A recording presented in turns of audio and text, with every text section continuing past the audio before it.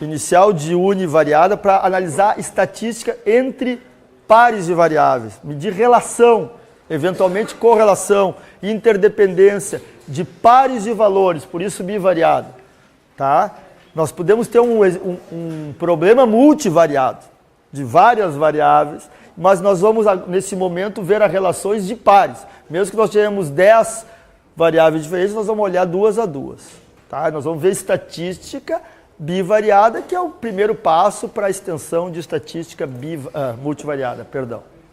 Tá?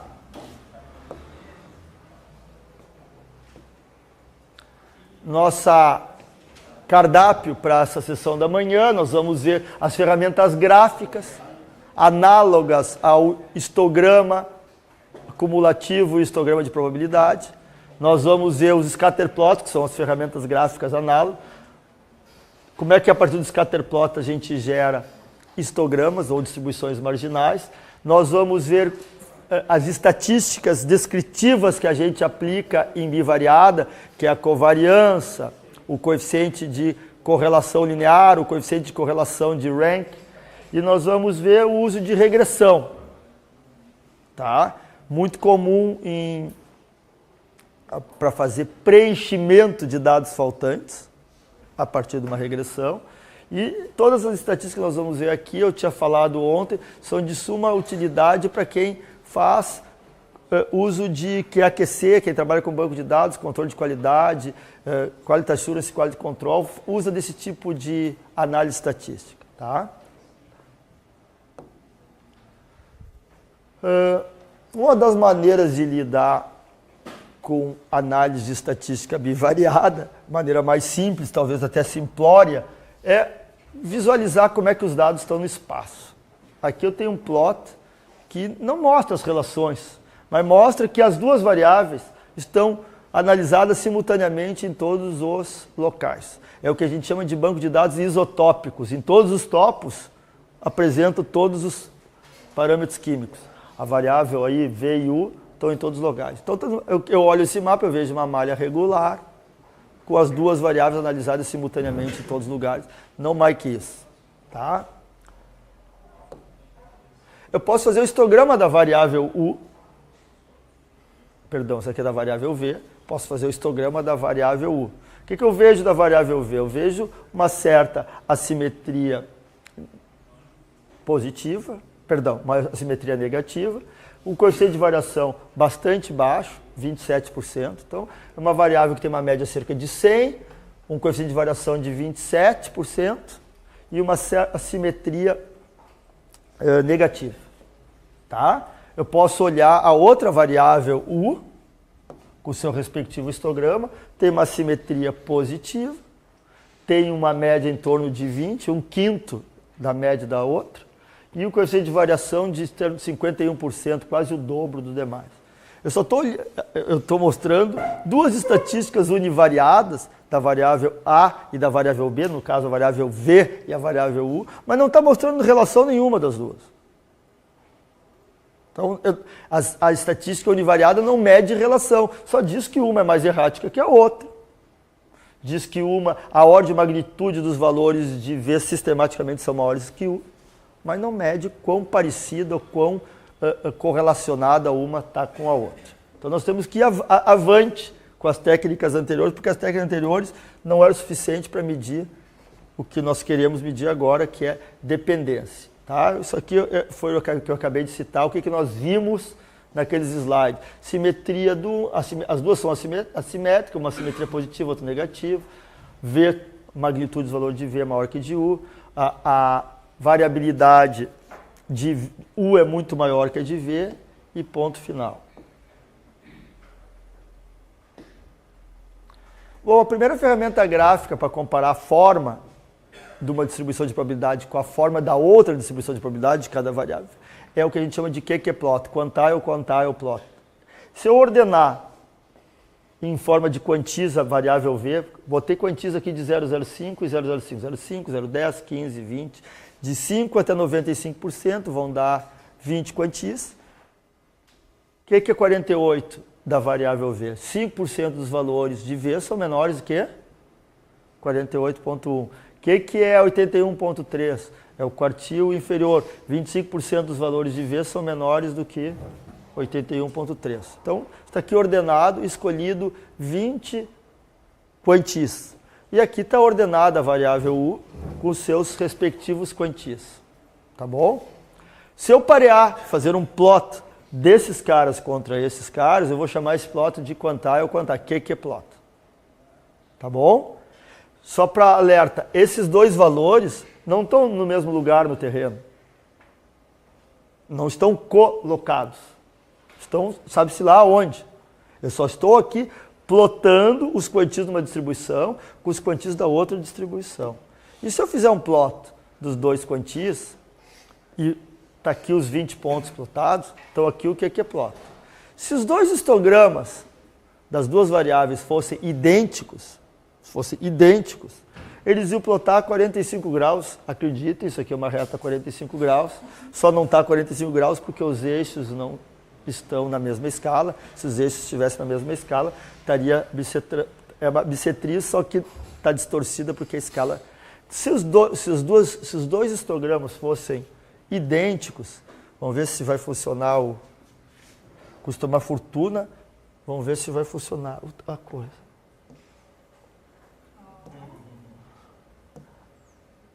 Vamos exagerar na...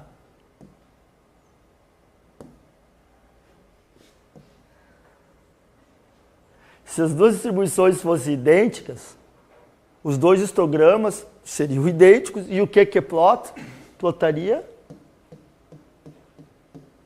assim. Então, o que é plot? É um medidor da similitude da forma do histograma da variável A contra a variável B. Quanto mais diferentes eles forem entre si, agora vamos botar um outro cara aqui. Quanto mais diferente, quando eu fizer o que é plot, mais longe da reta bissetriz eles serão. Por exemplo, esses plotados, esses que é plot, estão assim. Eles sabem, estão horrivelmente diferentes. Então, o que está dizendo? Olha, U é completamente diferente de V, não tem similitude nenhuma de forma. Isso também é uma boa técnica para verificar se a modelagem, a compartimentação dos domínios interpretados faz sentido. Porque eu espero que quando tu tenha feito uma geointerpretação dito que lá é diferente daqui, espero que as estatísticas de lá sejam diferentes daqui. Se tu acabou de dizer que lá é banana e aqui é laranja, eu ploto o histograma das bananas da laranja, ele plota aqui, Ricardo Rade, o que está dizendo? Caramba, o que tu está chamando de banana e laranja, na verdade, estatisticamente, é a mesma coisa. Deu um que plota igual, os histogramas são muito parecidos. Daí eu vou te desafiar, Paola, não dá para agrupar os dois no mesmo saco, porque tá porque lá é uma rocha tal e aqui. Tá bom, mas os teores nesses dois domínios, estatisticamente, são idênticos. Então vamos grupá-los, porque se não tem diferença, para que dividi-los? Tá? Agora, se tu grupou, se tu compartimentou e de fato são diferentes, você tem que plotar diferente. Tá bem? Bom, então é um medidor de forma, similitude da distribuição de probabilidade de uma variável com a outra. Adiante. Um que é plot, já falamos essas coisas. Mas eu posso ir além. Em vez de plotar os 20 quantis ou 10 quantis, tantos quantos eu quiser, eu posso plotar todos os pares de pontos, não posso? Eu não tinha lá 100 dados no dataset colocados numa situação isotópica, simultâneas 100 leituras de V e de U. Cada local eu tenho as duas variáveis lidas. Posso fazer um gráfico de dispersão, chamado de scatter plot, ou em português, gráfico de dispersão de uma contra a outra? Posso. Então está aqui todos os 100 valores, pares de valores lidos da variável V contra a variável U. Esse gráfico aqui, as amostras estão colocadas, estão no mesmo local, Reinaldo. Certo? Então, se eu pegar e clicar nesse pontinho aqui, eu vou lá no terreno, esse pontinho tem um teor 85 por 10. Se eu voltar uns slides para trás, vai ter um lugar no terreno,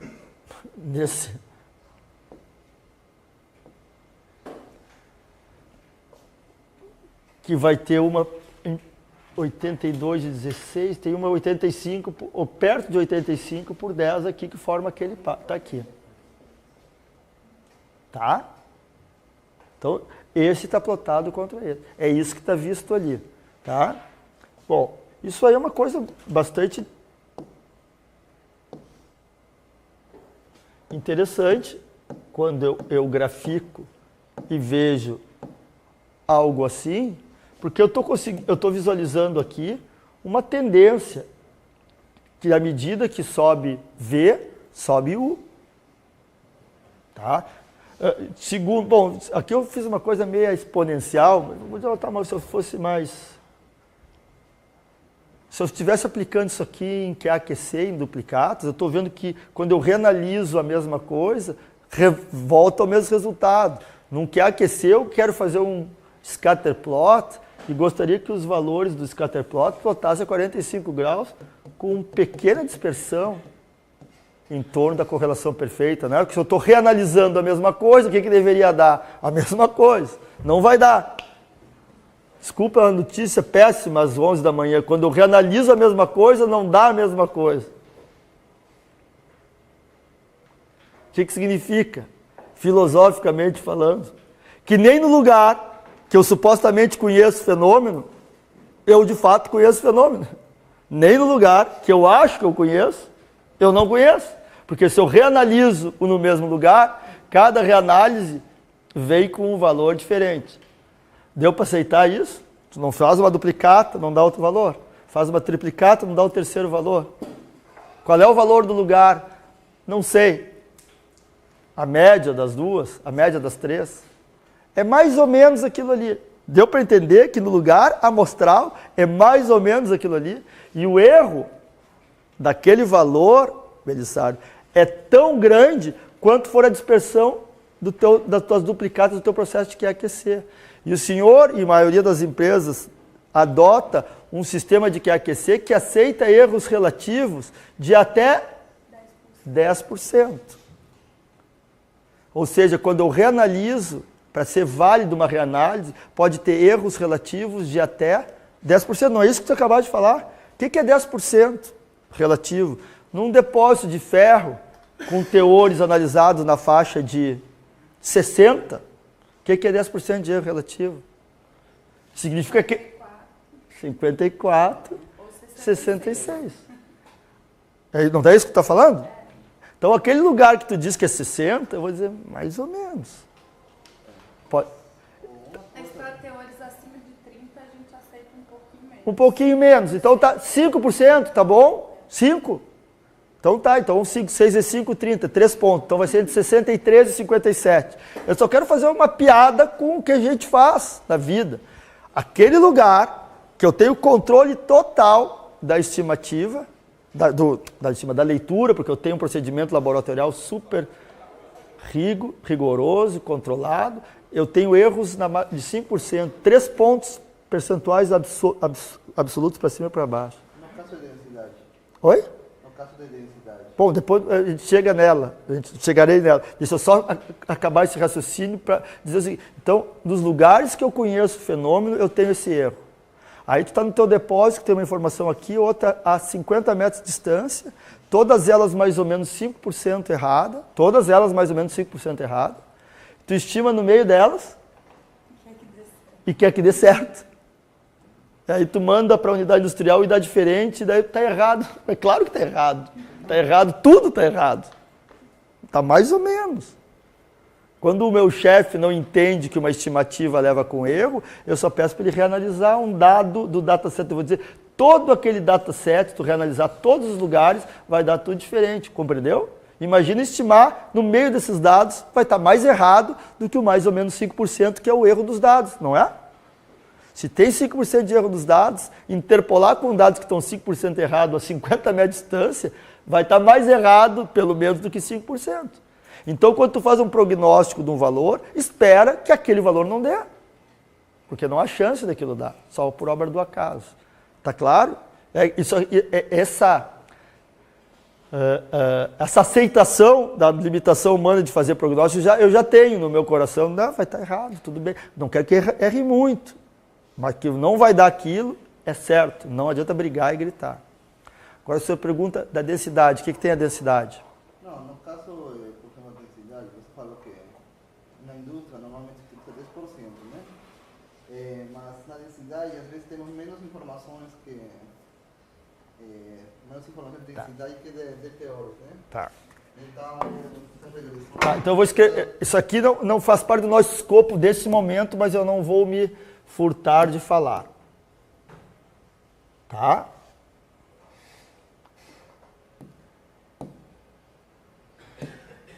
Todas as estimativas que a gente faz de um depósito mineral ou de uma contaminação ambiental, a gente está codificando a massa.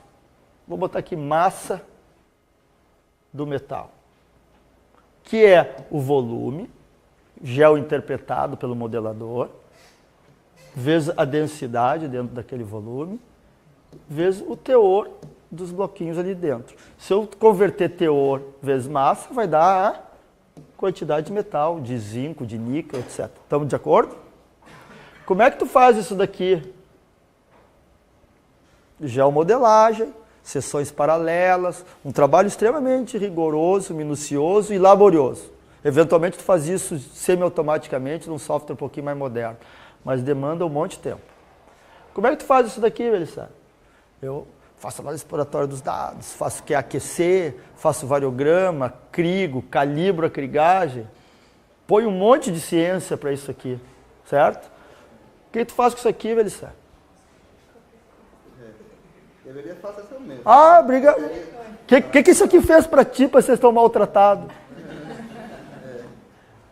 Não é assim que funciona aí na rua, eu fico abismado. O cara pega 5 amostras de um litotipo, faz análise de densidade e carimba aquele litotipo com aquela densidade, com a média.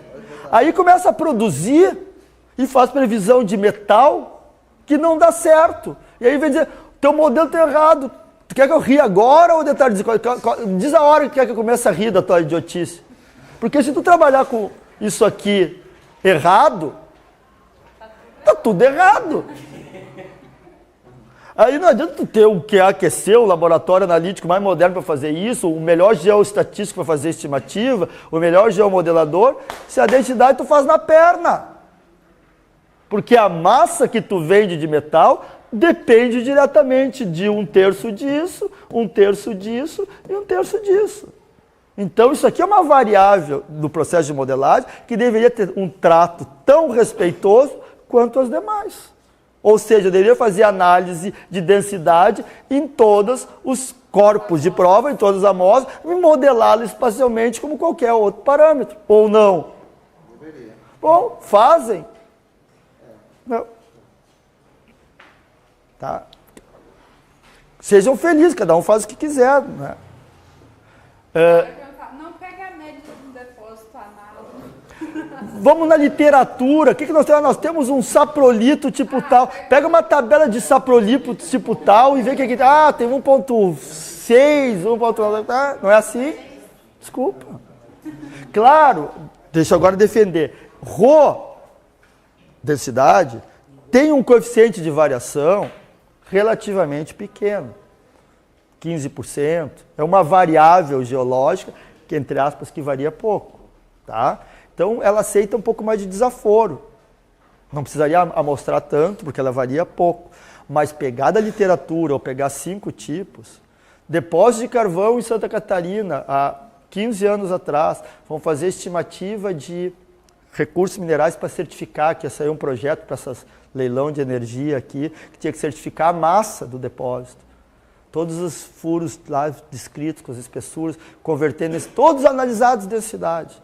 O que a empresa sistematicamente usava? Existe uma publicação do DNPM, lá de 1900 caixa prego, não sei quanto é que é, tá lá um livrinho, eu chamo os livrinhos pretos, que é o anuário do carvão, não sei, tá lá a densidade da camada, 1,85. Porque fizeram um monte de ensaio naquela época, era 1,85. E aí o que se usa naquela região? 1,85. Aí eu pego 213 furos de sondagem, todos com densidade. O doutor, faz aí a histograminha da densidade dos 213 furos. 201. Bom, 201 não é 1,85. Daí é depósito Kinder Ovo, veio com uma surpresa agradável, porque tu estimar com 1,85, claro, se tu estimar com 1,85, vai ter uma massa. Quando tu for minerar, a massa que tu vai minerar é com 2, então vai ter uma surpresa agradável, vai ter mais do que tu achar, vai achar uma coisinha, um presentinho ali dentro. Esses são os bons. Ah, eu fui conservador. Pô, não é conservador, tu fosse errado e apareceu mais. Mas de vez em quando tu abre o teu Kinder Ovo e não tem nada dentro. Daí tu tá ferrado. Não é? É essa história. Daí chora. Então, por que tu trabalhava com esse dado? Ah, porque todo mundo trabalha. Pois é, eu cheguei aqui e você trabalha com esse. Quantas vezes tu chega num lugar, não, isso aqui já era assim antes de eu chegar, mas tem memória de cálculo, isso aqui não, tem ensaio, não, então não tem fundamento. Não tem fundamento. Só uma pausa para refletir. A gente voltou à cadeira de avaliação de depósito. Quando eu entrei aqui na faculdade, em 1986, todo semestre eu fazia um monte de saída de campo para levar os graduandos, e eu também, para aprender o que estava acontecendo ali na empresa A, na B, C, porque me enriquecia. Faz uns 15 anos que eu não faço mais saída de campo. Quer que eu complete? Vou chegar lá, os caras vão desaprender, vou chegar lá, pá, não, aquilo que nós vimos, aquilo, não façam aquilo, porque lá é um crime. A densidade está mal, aquelas estimativas estão... Inverteu, graças a Deus, porque claro que é bom pra caramba fazer saída de campo, mas não em avaliação de depósito, porque as práticas, em média é uma coisa super ruim de falar, em média as práticas não são boas. Em média as práticas não são boas. Começa por aí, densidade não é respeitada como devia. Fecha?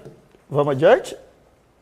Ah, faltou um filmezinho do Homer Simpson para explicar a média. Não, porque nós estamos falando de média. Média do depósito. 1,1% de níquel, tá bom? 1,5%, melhor ainda. Média. O que é média, Belisário? É um valor que não existe.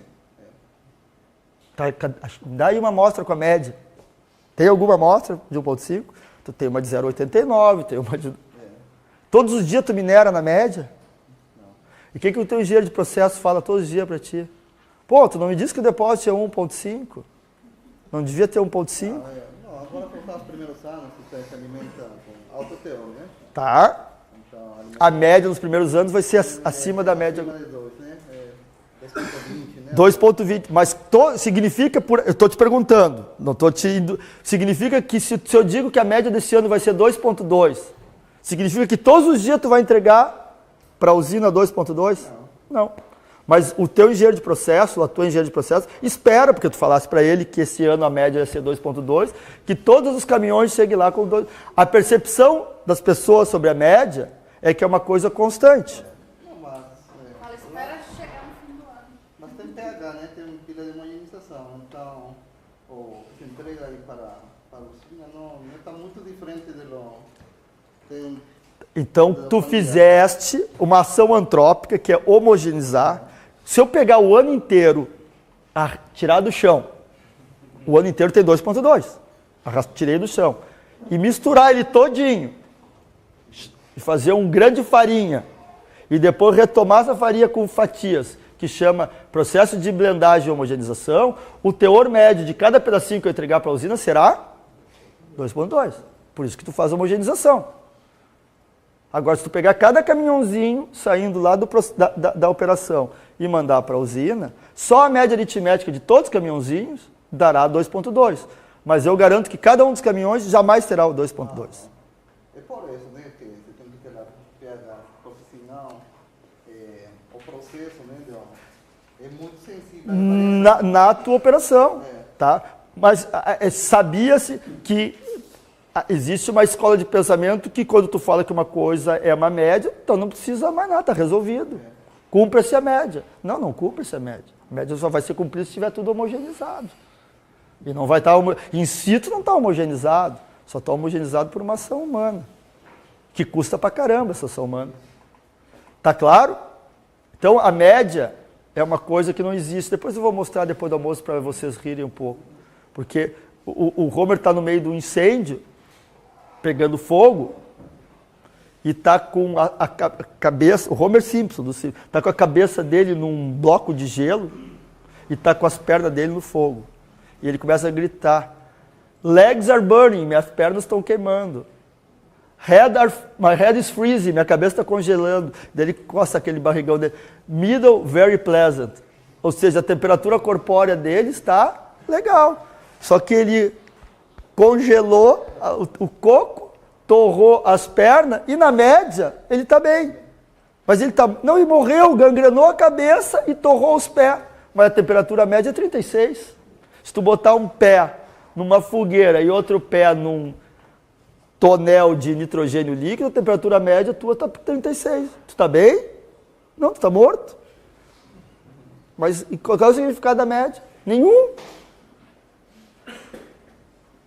Nenhum. Então não se iludam. O que eu estou medindo?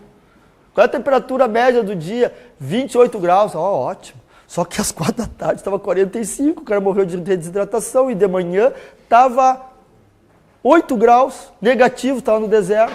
Morreu todo mundo de hipotermia ou de desidratação. Bom, mas como? Temperatura média daquele lugar lá é 28 graus, super agradável. Então entendam o que vocês estão falando, porque vamos para a densidade. Densidade média, mas pode ser mais ou menos. Minério de ferro, 2,3 densidade. Itabirites friáveis, 13 densidade. Os primeiros horizontes, densidade média, 2,8. Os mais lá do fundo, 3,2. Em média, 3. Passa anos dizendo que é 3, mas é 2,8. Ou seja, está faltando 10% da massa nos primeiros anos, porque tu está dizendo que é 3, só que tu está minerando um cara que é 2,8. Falta, porque tu está sempre menos. Depois tu acerta, porque tu está na densidade correta. Depois sobra. Tu está sempre errado, porque está trabalhando na média. Tá, esse aí é o scatter plot. A exemplo do histograma, eu posso fazer zoom no scatter plot. Eu posso pegar e truncar, vou fazer o scatter plot de 1 a 3, de 1 a 3. Então, eu só detalhei aquela que nós fizemos com o histograma, nós truncamos, tá bem? Eu posso botar em escala log. Log do ouro, log do cobre, tá? Só para facilitar a visualização. As mesmas truques que a gente usava no histograma, a gente pode usar no scatter. Isso aqui eu volto depois. Correlação, medidas estatísticas agora para medir, porque até agora não mostrei nada como é que eu meço a correlação, a similitude de uma coisa com a outra. Primeira técnica, ou primeira estatística, perdão, para medir correlação, a nossa velha equação, soma todo mundo e divide por N, ou seja, a média. Só está aumentando os termos aqui. Correlação. Tá? Correlação pode ser medida por covariância. Quanto que a variável x covaria com a variável y. Quanto mais as duas crescerem ao mesmo tempo, maior vai ser a covariância. Quanto mais as duas diminuírem ao mesmo tempo, maior vai ser a covariância. Se uma sobe e a outra desce, significa que elas não têm covariância. Então isso aqui mede a média, soma todo mundo e divide por N. Estou vendo aqui uma média. Soma todo mundo e divide por N. Do produto de pares formado pela variável 1 menos a média dela, multiplicado pela variável 2 menos a média dela. Vamos para o depósito de níquel. Níquel menos a média de níquel, multiplicado por cobalto menos a média de cobalto. Estou acabando de medir a covariância do cobalto com níquel.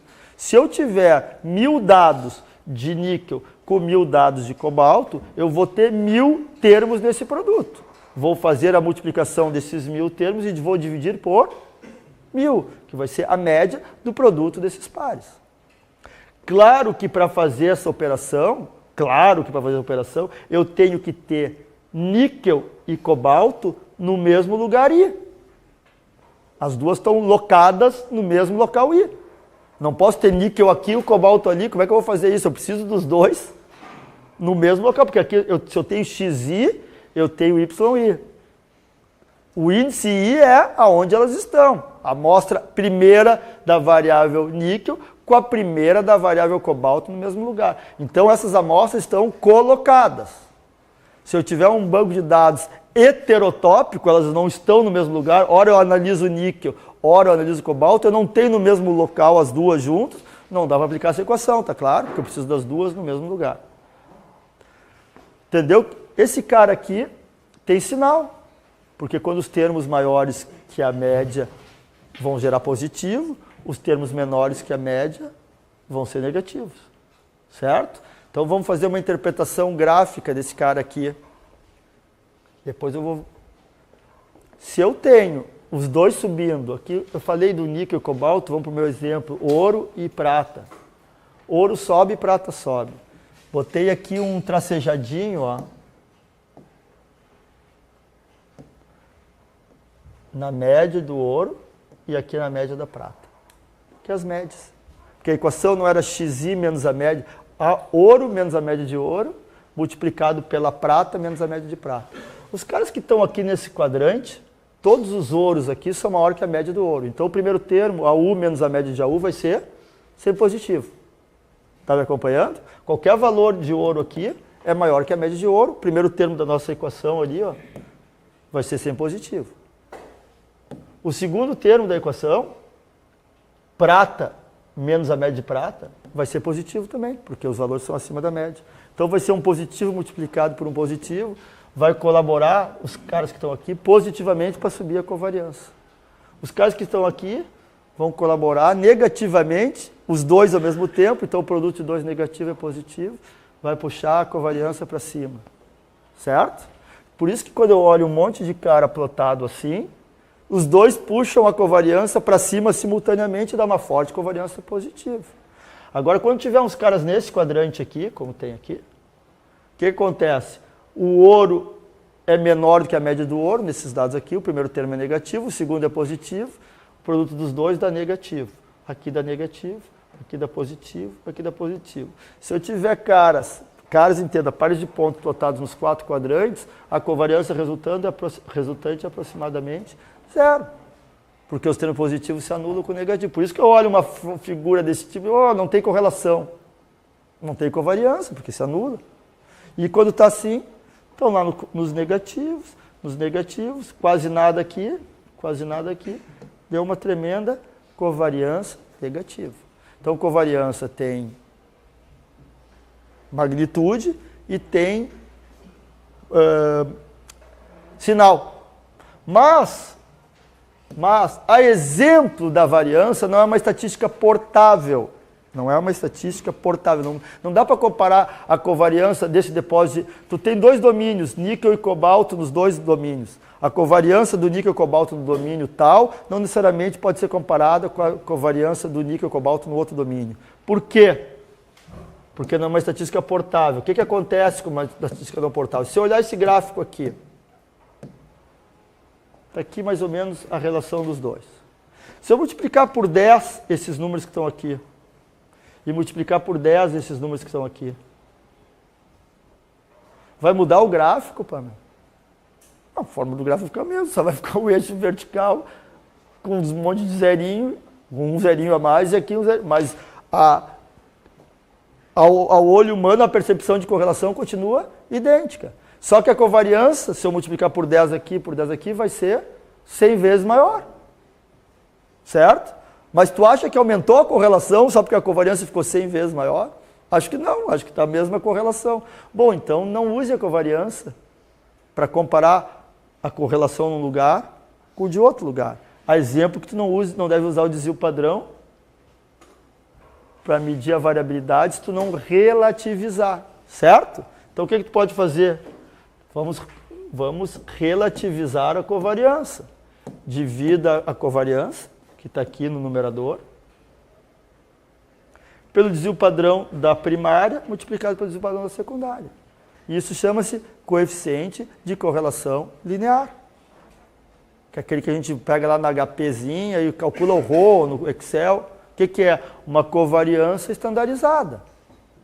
Esse cara é portável, é comparável. posso pegar um depósito de níquel laterítico lá na China e outro no Brasil e comparar qual é a correlação níquel e cobalto de um lugar. Use o Rho. Porque daí não interessa a magnitude, se os teores lá médios são 1.5 e o outro são 3.2, vai entrar aqui, mas também vai entrar nessa estandarização. Então, esse cara aqui, coeficiente de correlação linear, tá, é um sumário estatístico portável. Tá? E ele vai ter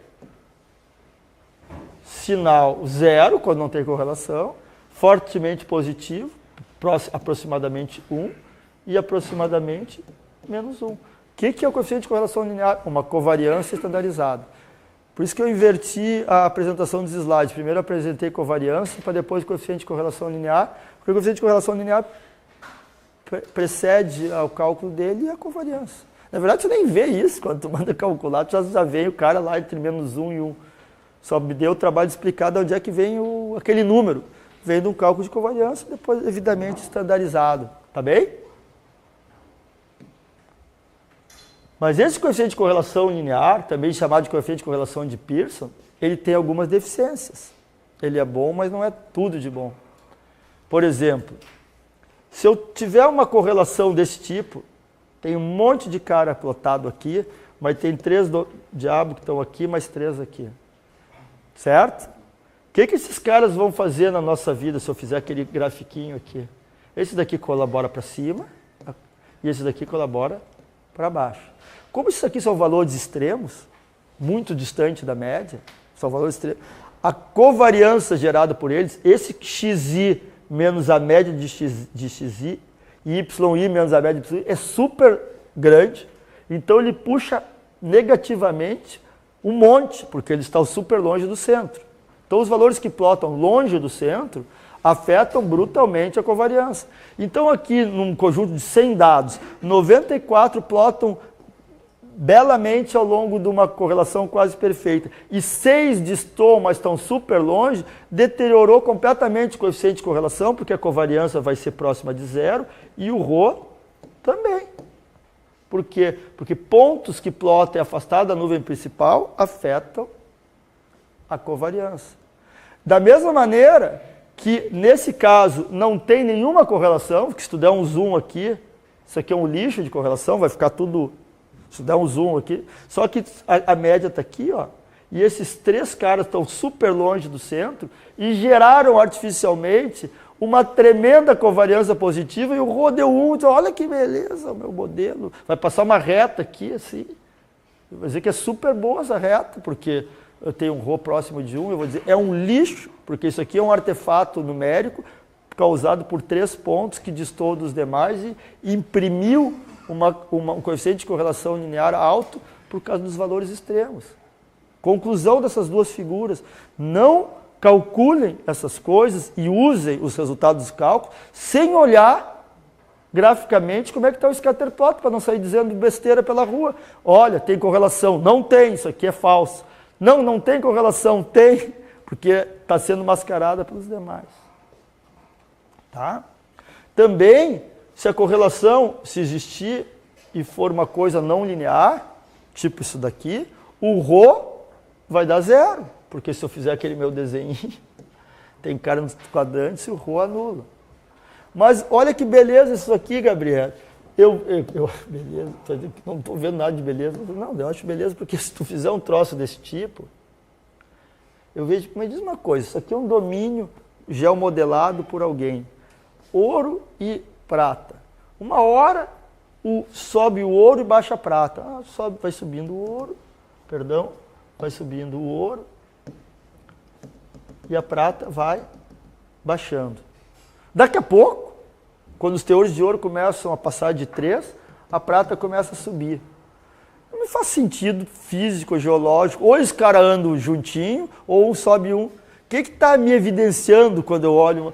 Alguém misturou banana com laranja, deve ter 2 domínios geológicos, provavelmente tem o oxidado misturado com o sulfetado, porque enquanto enriquece um, empobrece o outro, e depois os 2 crescem junto no sulfetado, pode ser assim. Mobilidade geoquímica diferente durante o processo intempérico, levou um cara embora, ficou o outro, então correlação inversa. Lá embaixo, no minério primário, os 2 estão juntos, correlação direta. Então, eu vejo um scatter plot de teores, também é uma ferramenta interessante para, eventualmente, validar os domínios interpretados. Tá? Para quem trabalha em exploração, tudo que nós estamos vendo de bivariado é extremamente útil para checar os teus modelos. Bom, esse cara aqui é sensível a valores não lineares, e valores extremos geram uma pseudo-correlação ou desaparece com uma boa correlação anulando.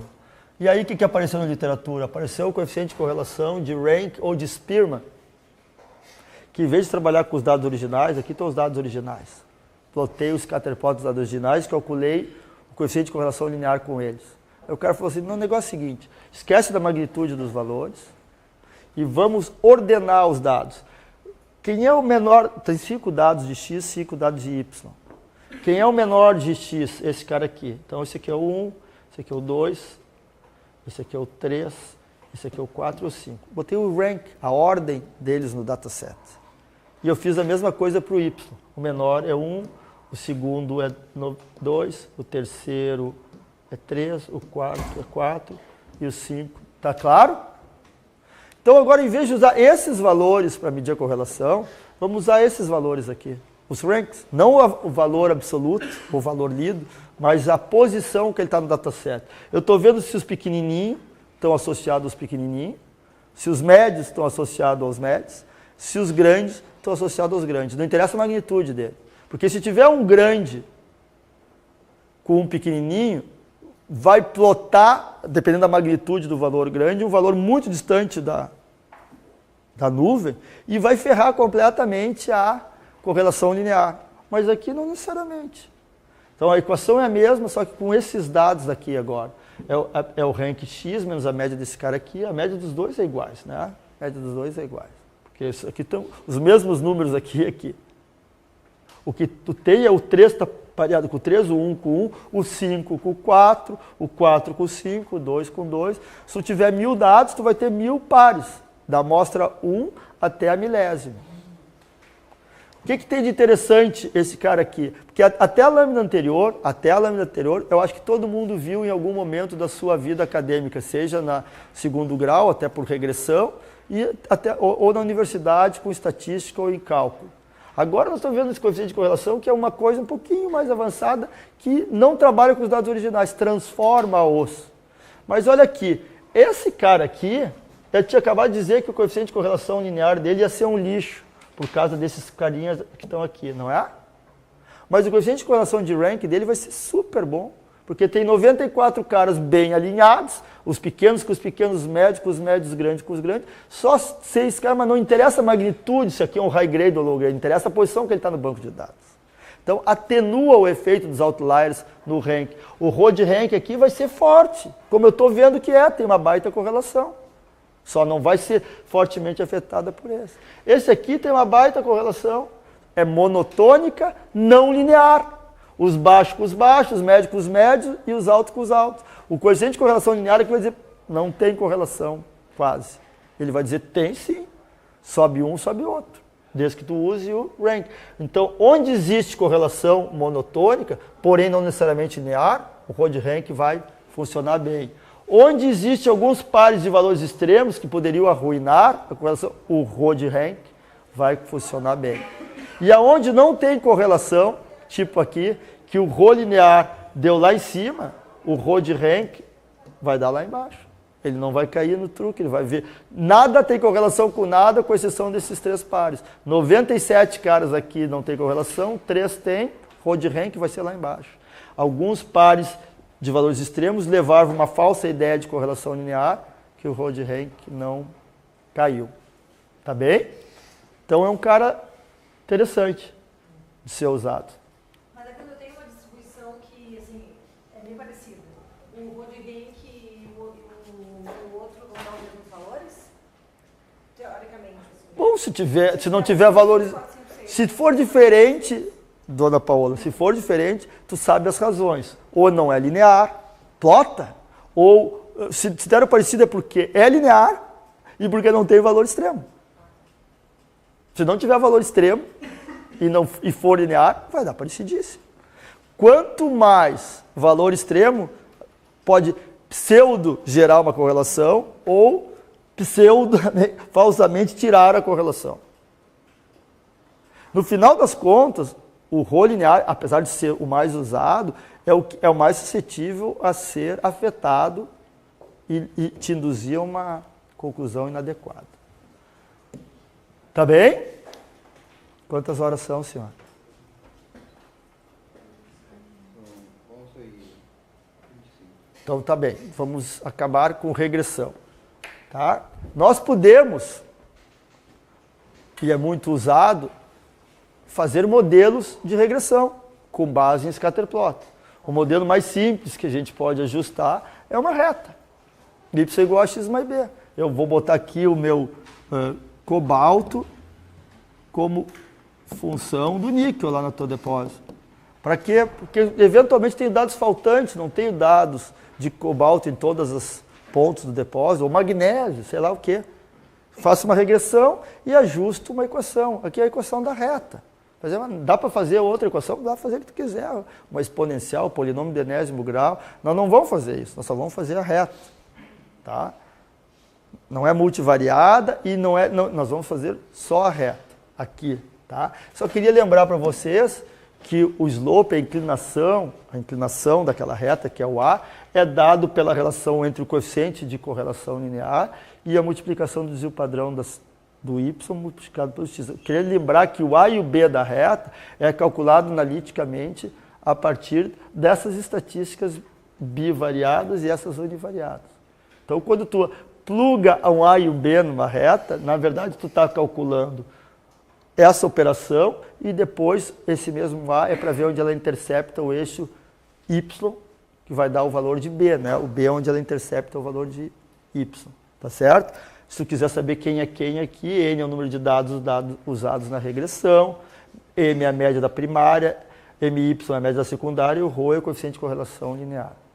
Então, quando tu faz um ajuste, que sai do software y igual a x mais b, calculado o A e o B, quero lembrá-los que esse A e B não vieram do espaço sideral. Tem dois espaços que eu me lembro, ou em cálculo numérico que a gente fazia por métodos iterativos, ia chutando o valor de A e B até minimizar o erro quadrático médio, certo? Método de mínimos quadrados.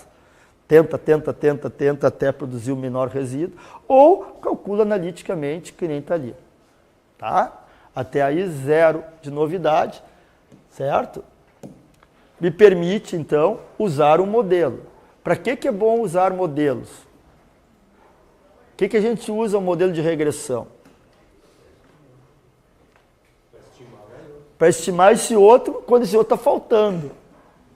Tá? Se eu tivesse, num banco de dados multivariado, saúde, todas as variáveis em todos os lugares, eu não teria dados faltantes. Então, eu vou estimar níquel com os dados de níquel, cobalto com os dados de cobalto, magnésio com os dados de magnésio, qual é as outras coisas que tem lá? Tu tem toda a tabela periódica quase. Sílica com os dados de sílica, mas a maioria dos bancos de dados, ele é heterotópico. Algumas espécies químicas deliberadamente não foram analisadas num dado momento da vida. Faltou dados de alguém. Mas aí um chato diz para ti, mas eu preciso daqueles valores daquele lugar. Eu digo, mas não tem dado daquele cara. Vai lá e vai para o campo e coleta. Não dá mais. Tem que fazer o melhor que tu puder. Bom, então eu vou tentar uma regressão com alguém. Se tiver correlação com alguém, eu vou tentar imputar esses dados faltantes. Tá bom? Então é o que nós estamos fazendo aqui. Daqui a pouco eu vou abrir um zoom nesse... Quando a gente faz isso, então eu posso estimar a variável V, que é a que eu conheço mais, em todos os lugares. E nos lugares que eu tenho simultaneamente as duas, V e U, eu fiz essa equação de calibração. Vejo que U é 0,31 vezes V menos 11,5. Tá? Na verdade, tem um intervalo de validade. Tem que ser no mínimo V maior ou igual a 40 para ser usada essa equação. Caso contrário, vai dar um valor estimado negativo de U, tá certo? Então, para estimar um valor de U, tem que ser no mínimo maior que 40. Ou então, tu não usa esse modelo y igual a x mais b e usa uma reta y igual a ax, sem o b. Força que o b seja zero. Estão me compreendendo? Se eu não forçar que o b for zero, ele acaba passando aqui para baixo Não vai pegar, olha aqui, se eu botar nessa equação, V igual a 20, quanto é que ele vai prever U? 0,31 vezes 20, 2 vezes 3, 6. Então vai dar 6 menos 11,5, menos 5. Ó, estou anunciando que o teor de cobalto é menos 5%. Beleza. Tem um buraco na Terra faltando cobalto. Sempre que eu vejo um número negativo, eu vejo um buraco no chão faltando alguma coisa, porque se deu negativo, além de não ter, está faltando, está negativo, né? Não tem sentido físico nenhum, né? Quase uma piada. Então não adianta ficar fazendo um modelo matemático super elegante com estimativas fisicamente esdrúxulas. Não se deem o desplante de fazer coisas ridiculamente erradas. Ah, mas o meu modelo é super bom, o coeficiente de regressão era uma maravilha. Pois é, mas está dando um número errado. Nós não somos matemáticos, no sentido matemática, se tu não fizer a coisa que esteja consistência física, não tem sentido. Como o senhor me disse esses dias, é muito abstrato, é verdade. A maneira de nós tirar a abstração da matemática é entender fisicamente o que nós estamos fazendo, senão nós enlouquecemos. Bom, mas o que tem de belo aquilo ali que faltou, que eu não me lembro de ter visto na escola, mas eu vou ver hoje. Vamos apagar isso aqui. Esse apagador é muito melhor. Vamos pegar isso aqui. Quando eu uso essa reta, eu boto um valor de V aqui e ele chuta um valor de U aqui. Mas esse é o valor da reta, certo? Tu acha que o valor... Agora vamos usar esse modelo. Usando esse modelo, eu faço previsões. Aí agora eu posso usar esse modelo e estimar V em todo o depósito, porque V é abundante. V é abundante, é a nossa variável primária. Estimo em todos os lugares do nosso grid. Nos lugares que eu não tenho, estimo U agora com os dados de U, mas vai ficar um monte de blocos sem estimativa de U, porque não tem dados na vizinhança. Chegando nesse canto do depósito, não tem nenhum dado de U aqui dentro, nesse entorno. Qual é os valores de U que o meu modelo vai prever? Nenhum, porque simplesmente eu busquei o valor de U em volta e não achei nada. Bom, mas daí eu posso usar a minha regressão, que se eu conhecer o valor de V aqui, eu posso transformar esse valor de V numa previsão por regressão de U. Tá bem? Com aquele modelo. Faz sentido? Faz sentido. Tá? Só que não esqueçam que essa previsão aqui tem um erro. Mais, menos erro. Que depende da variância dessa dispersão aqui. Esse erro é mais alto, mais gordo, quanto mais disperso, mais gordinha for essa elipsezinha. Vai ser menor, quanto melhor esses pontos plotarem em relação à reta.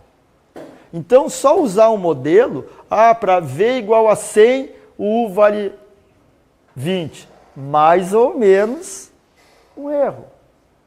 Não pensem que simplesmente usar a regressão garante que aquele valor regredido está livre de erro, porque não está. E muitas pessoas esquecem disso. Ajustei o modelo, fiz previsões. Opa, acaba o teu trabalhinho e esse aqui é o valor da regressão, y', mais ou menos o erro. Olha que baita equação, isso aqui é a equação do erro.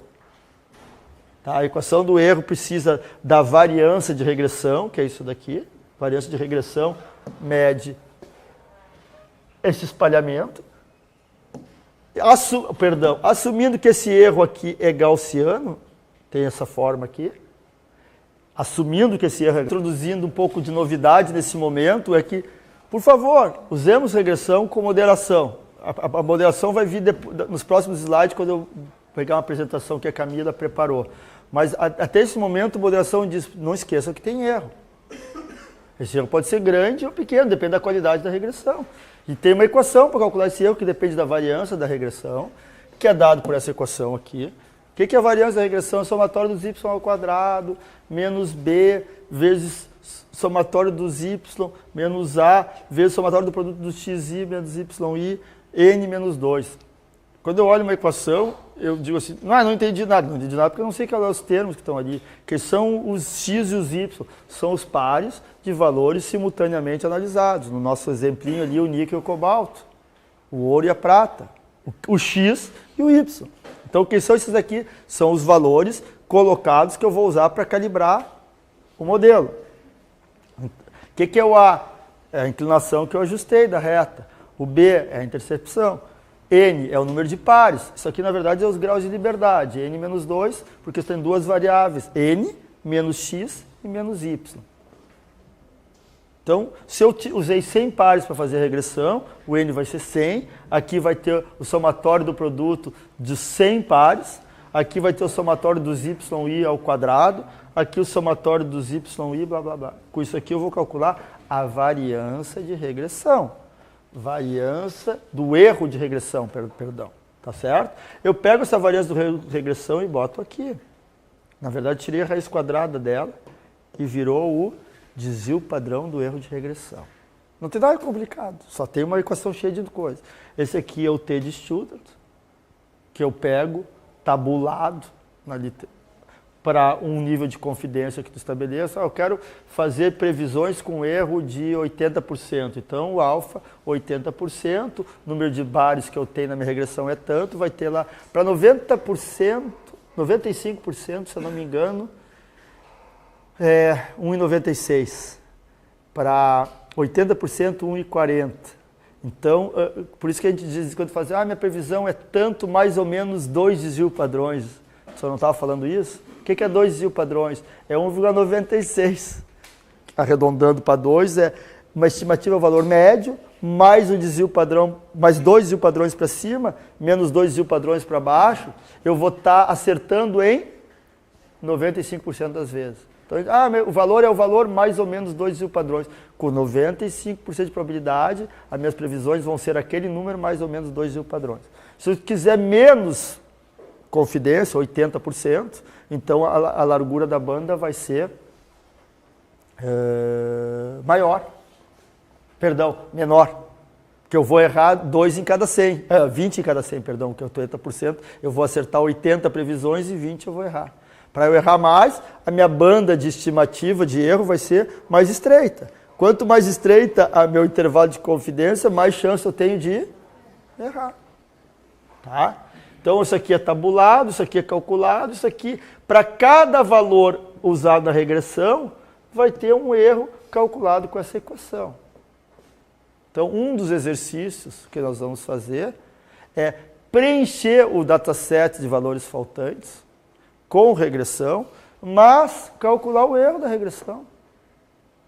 E depois, se tu quiser calcular o erro, tu pode pegar esse erro, que é valor absoluto, isso aqui é absoluto, divide pelo valor da regressão da reta, vai dar o erro relativo. Se eu disse que o teor era 10,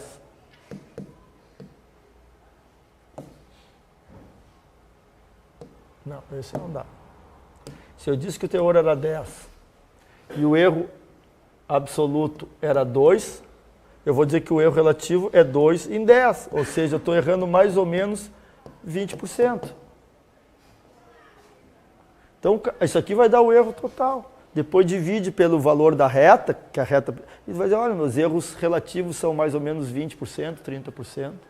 Daí, de fato, tu está medindo a qualidade da estimativa que tu faz por regressão. Porque eu vou fazer uma pergunta que vocês sempre fazem. Qual é o rho bom para usar de regressão? Qual é o rho? Eu vou dizer, perdi o 0,9999. Mas o rho 0,6 está bom para usar para regressão? Marcelo Batelocchi não está aqui. Ou tá? Não está. Rho 0,67 está bom?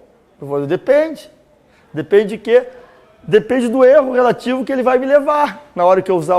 Se eu fizer um scatterplot com o rho 0,67, vou fazer previsão com uma reta com rho de 0,67. Isso é bom ou isso é ruim? Respondendo, depende. Vou pegar esse rho, que deu 0,67, vou calcular o A, o B, todos esses caras aqui. Vou calcular esse erro relativo e vou ver qual é a magnitude dos erros relativos. Mas os erros relativos dão mais ou menos 30%, 35%. Poxa vida, está demais, está de menos. Eu vou dizer, eu acho que está bom. Mas estou errando muito. Já vou te explicar numa aplicação ambiental, está bom.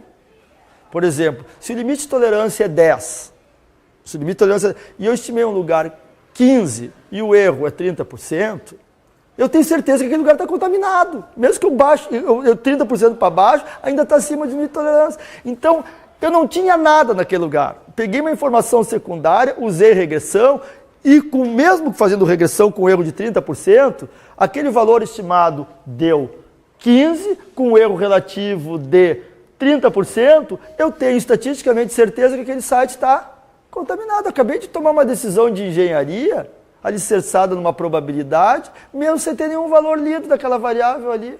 Me achei extremamente útil. Ah, mas tu não tem certeza se é 15, ou 18, ou 11. E aí, preciso saber qual é o valor para te dizer que tá ruim o lugar? Não. É irrelevante se o valor é 18, é 11. Tá ruim. É isso que estava perguntado. Tá? Então, muitas decisões que a gente toma, não precisa saber o valor absolutamente certo. Tem que tomar a decisão certa. Mandar para o lugar certo. Minério tem que mandar para o minério, estéreo tem que mandar para o estéreo. Contaminado tem que ser remediado, não contaminado tem que ser deixado. Não precisa saber o valor com 2 casas decimais para saber se a decisão... Desculpa, beira o ridículo, a gente fica fazendo umas... Não, mas tem um erro aqui no... Caramba! Tá limpo. Não... Tu quer ficar acertando? Fica aí, eu estou indo embora. Fica aí até às 10 da noite fazendo mais conta. Nós temos que pensar o que a gente está fazendo, cara. Senão a gente se perde. Entenderam? Então, o Rho diz bastante, mas não diz tudo. Quem diz é a magnitude do erro relativo. Mas esse termo aqui se aproxima de 0. Então, quando eu quiser calcular o erro próximo da média, isso aqui vai ser 0. Isso aqui anula e o erro fica menor. Quanto mais longe do centro, quanto mais x é longe da média, maior esse termo, maior o erro. Opa, então o erro não é linear, não. Quando eu estou fazendo previsões perto da média, tem menos erros do que lá nos extremos. Porque o erro, na verdade, ele é hiperbólico. Esse cara aqui são hipérboles, que vão se afastando da média. Aqui é um pouquinho maior do que aqui. Pronto. Eu só estou de papagaio replicando algumas coisas que estão na literatura e que também estão escritas aqui. Está aqui o erro. Isso aqui não é o erro. O erro depende da magnitude do x. Se eu pegar um valor de x próximo da média, isso aqui vai ser pequenininho, o erro vai ser pequenininho. Lá dos extremos, o erro vai ser grande. Quase no fim. Depois eu volto para cá. Mas aí, vamos falar um senão, que a gente sempre usou cegamente essas regressões. Aí a Camila começou com o doutorado dela e, entre outras coisas, alertou, perdão, deixa eu só carregar os slides dela para a gente, antes do almoço, olhá-los.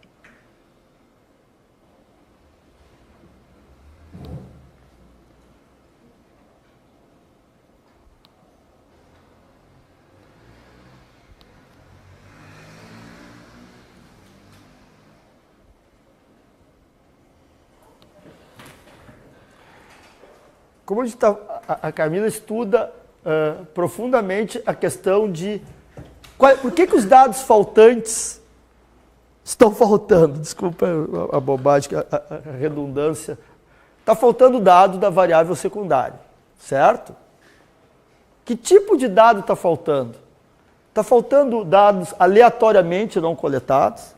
Está faltando dados deliberadamente não coletados? Por exemplo, eu não quero analisar a variável y, porque sempre está numa zona baixa, não quero analisar, é zona baixa.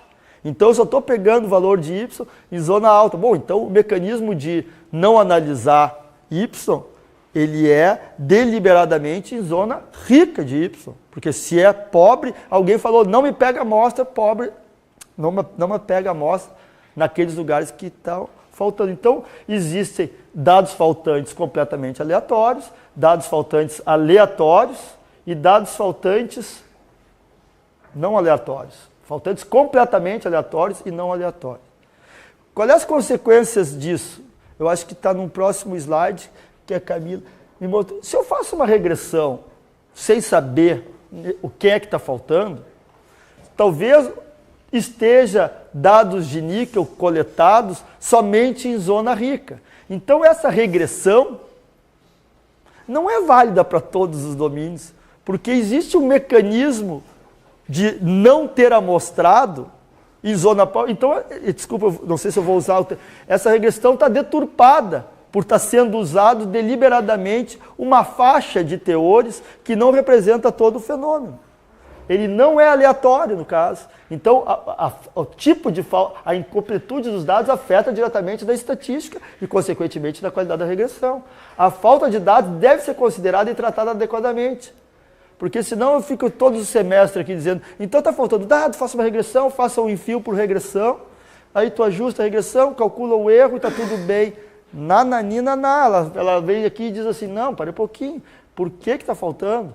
Porque se eu deixar faltando esses 5 caras aqui, então o que aconteceu aqui? Eu acho que o primeiro caso, incompleto, completamente... Então, é uma situação boa, né, Camila? Porque se é completamente aleatório, pode ter sido faltou níquel tanto em zona rica, média ou pobre.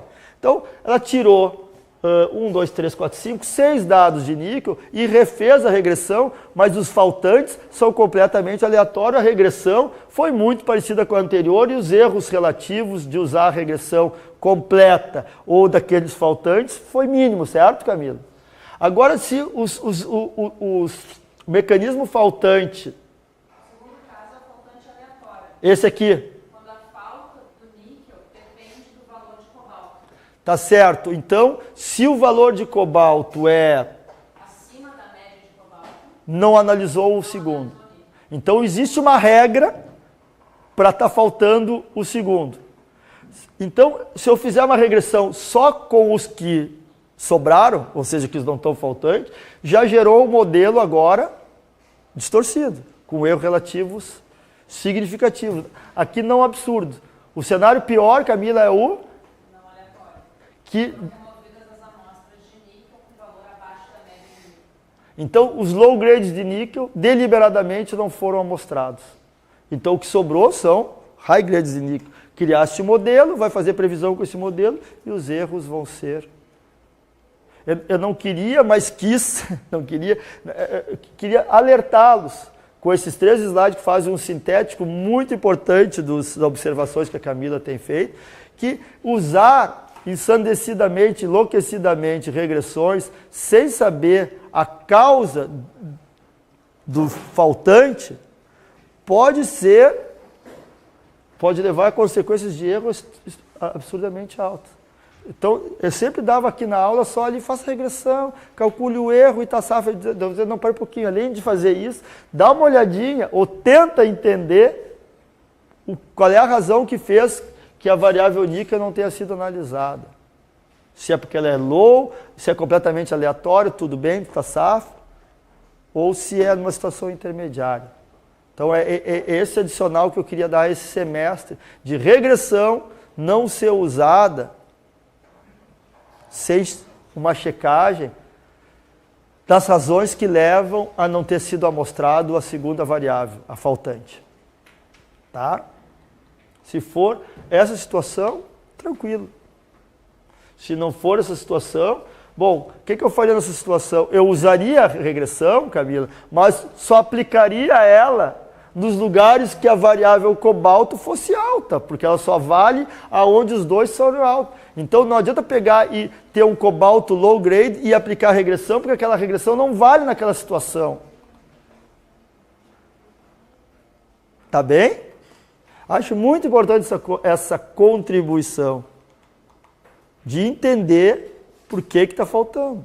Porque a gente está vendo mundo afora as pessoas fazerem enfio, que a gente chama preenchimento do modelo por regressão, usando uma regressão com base nos lugares que tu tem as duas. Tá, mas e quando eu não tenho a segunda? Por que eu não tenho a segunda? Por que só sobrou esse conjunto de dados? Ah, só sobrou os conjuntos de dados quando o níquel e o cobalto eram altos. Bom, então, isso aí só vale quando o níquel e o cobalto são altos. Tá bem? Fiz o uso daquela metodologia de regressão, associada a ela o cálculo do erro de regressão. Está aqui a equação de...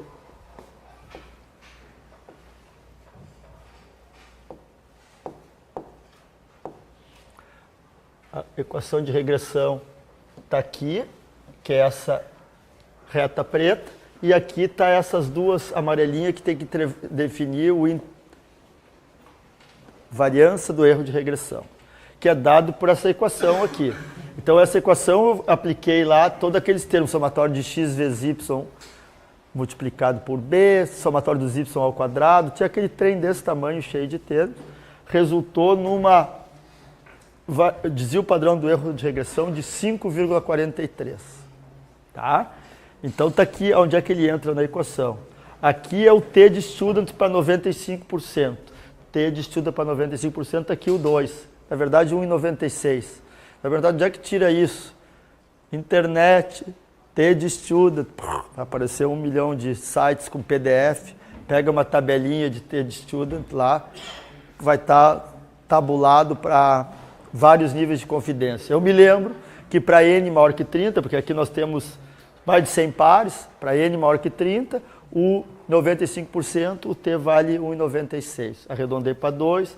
Esse aqui é desvio padrão do erro de regressão. E esse aqui é a segunda parte da equação, 1 mais 1 sobre n, dividido, mais x menos a média, dividido pelos termos de baixo, que eu não me lembro de cabeça. Então, o que acontece? Cada vez que eu quiser fazer uma previsão do valor y, eu vou ler qual é o x naquele lugar ali. Tem um lugar que eu tenho a variável níquel.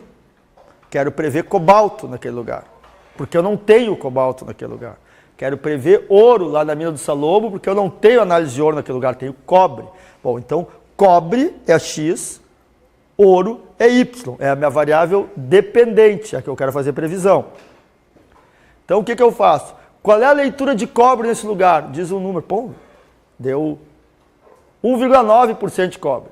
Bom, x é 1,9. Bota na equação da reta lá, o x igual a 1,9, e ele vai cuspir ouro vale tanto. Tá lógico? É isso que a regressão da reta faz. Para cada x, larga um y. Bom, mas qual é o erro desse valor de ouro previsto por essa... Depende dessa equação aqui. Qual era o x que eu botei? 1,9. Então, bota 1,9 aqui, menos a média, blá, blá, blá, blá, blá, vai dar o erro. Então, deu assim, olha, y' é o valor previsto pela reta, mais ou menos 10 de erro absoluto, com 95% de confidência. Então, olha o que está dizendo isso aqui, que a largura dessa banda aqui é 10,9, quase 11.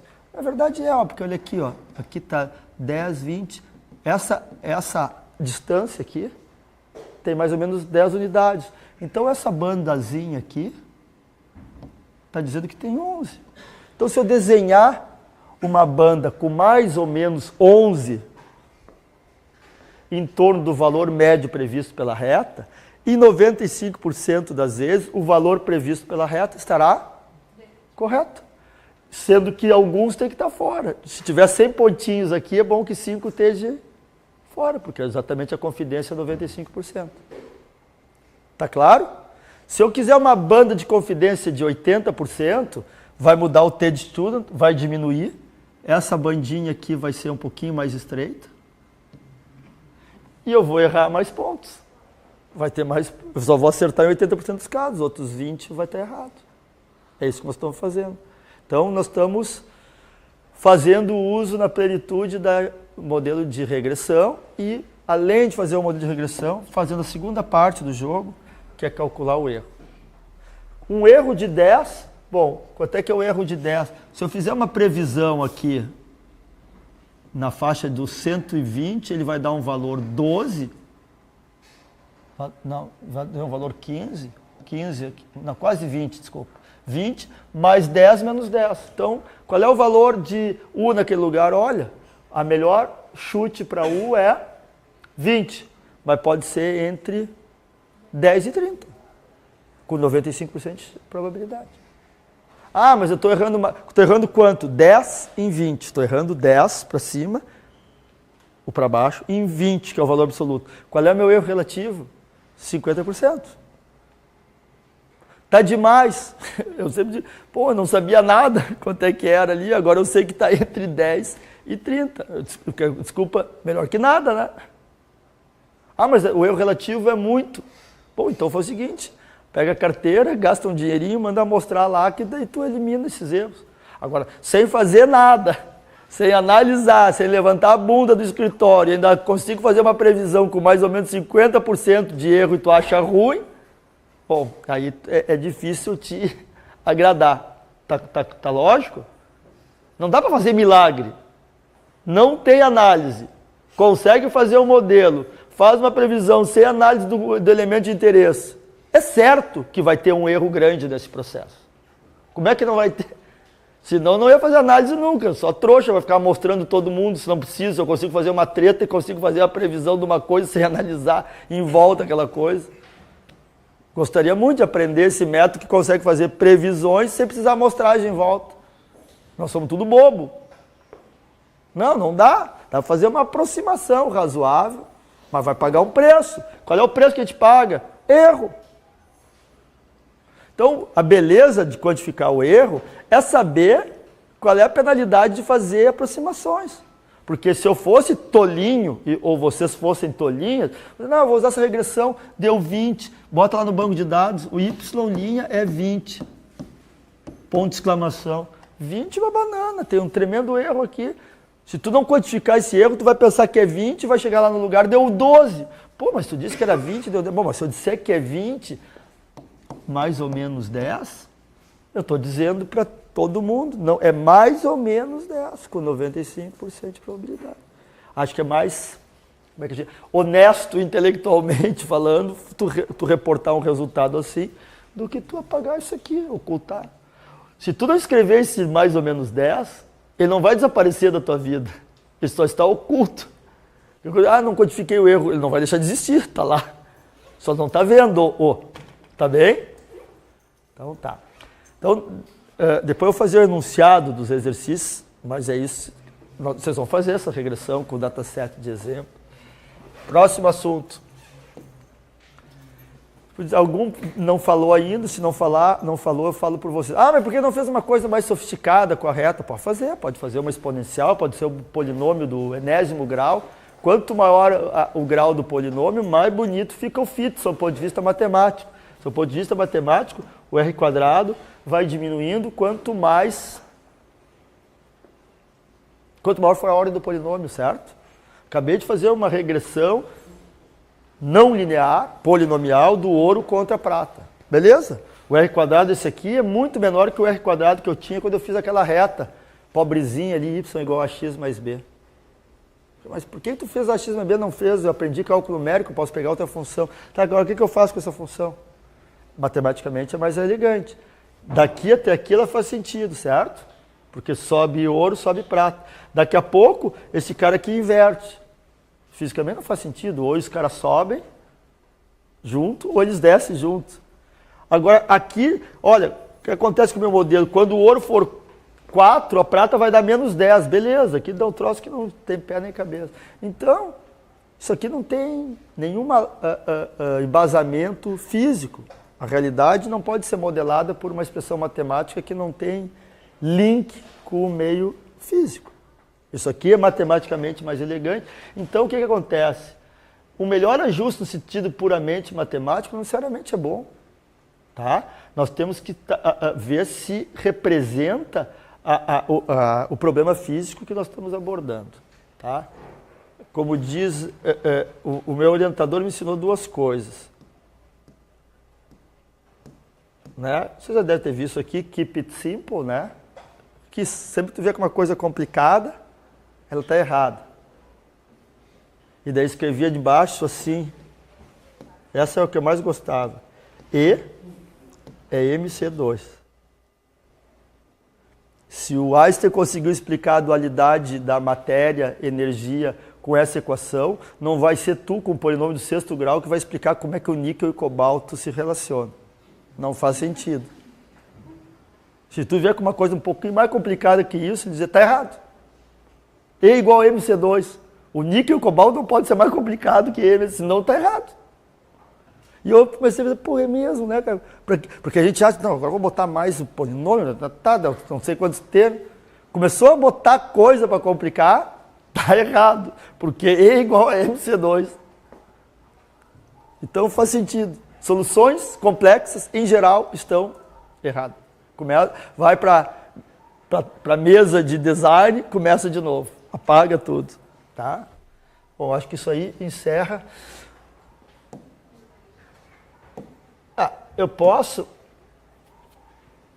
Isso aqui é... isso aqui eu...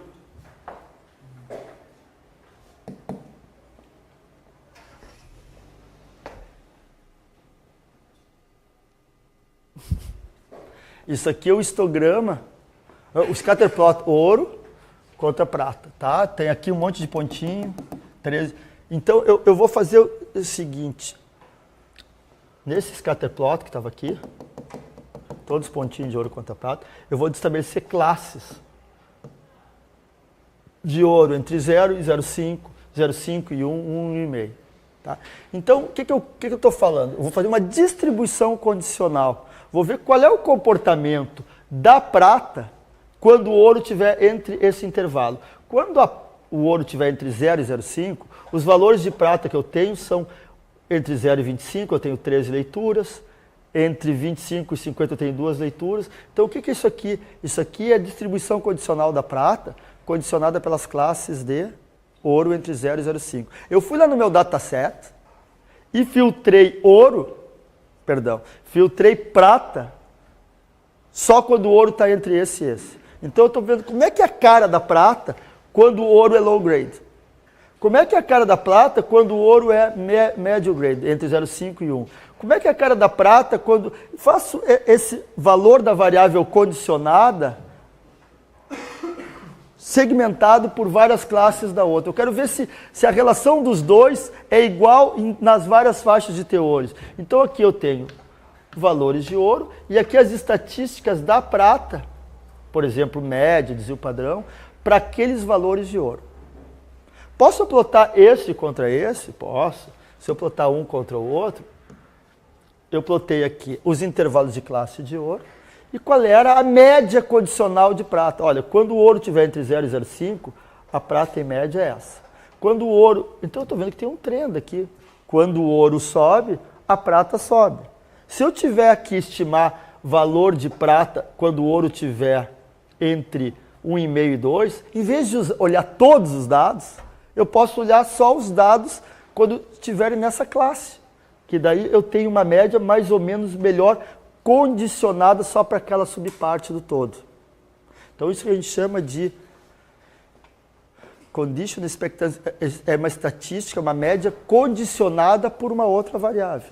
Posso fazer o mesmo gráfico para a variabilidade. Eu botei aqui de novo teor de ouro, só que aqui em vez de botar média de prata, eu botei o desvio padrão de prata. E vejo que não tem muita... Tem aqui mais ou menos... valor da variância da prata, ou desvio padrão da prata, não muda muito, com exceção desse cara aqui, que provavelmente deve ser um ponto meio... Aqui deve ter, tem um valor só alto que destoou, puxou a variância daquela classe lá para cima. Por isso que ele plotou lá em cima, longe dos demais. Tá? Opa, perdão. Mas em geral, não existe mudança do comportamento da variabilidade da prata para as classes de teor de ouro. Mas existe mudança de comportamento do teor médio da prata para diversas classes de ouro. Existe um trend. Então, como é que é o nome desse gráfico? Esse gráfico, se eu não me engano, é a distribuição condicional da prata condicionada pela variável que está no eixo X. Posso fazer um fit nisso aí? Faço. Quem usa Exatis, quem usa software desse tipo, cria essas conditional expectation. É a média dessa variável condicionada por essa. Olha, quando eu tiver com essas classes de teor aqui, eu espero ter essa magnitude de teor médio da segunda, tá? São estatísticas condicionais. E a estatística condicional que normalmente a gente usa é a média de uma condicionada pela outra e faz um ajuste linear no máximo exponencial, mas não me venham com aqueles polinômios do enésimo grau, porque senão vai começar a subir e descer e vai ficar uma mixórdia do seu ponto de vista físico. Tá bem?